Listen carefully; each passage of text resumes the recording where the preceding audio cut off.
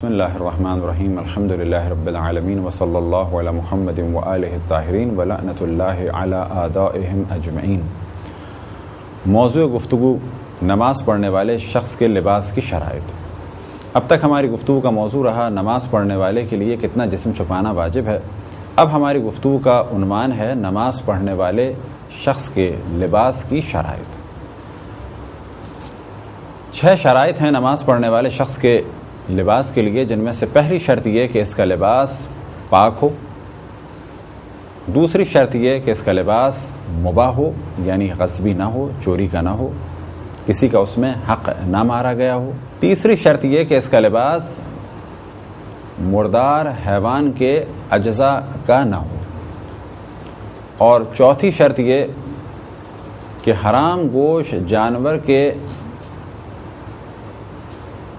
بالوں یا اون یا کھال سے اس کا لباس یا اس کے اجزاء سے اس کا لباس بنا ہوا نہ ہو۔ 5ویں شرط اور 6ٹھی شرط کا تعلق ہے صرف مردوں سے۔ 5ویں شرط یہ کہ نماز پڑھنے والے مرد کا لباس خالص ریشم کا نہ ہو، اور 6ٹھی شرط یہ کہ نماز پڑھنے والے مرد کا لباس خالص سونے کے تاروں کا بنا ہوا نہ ہو۔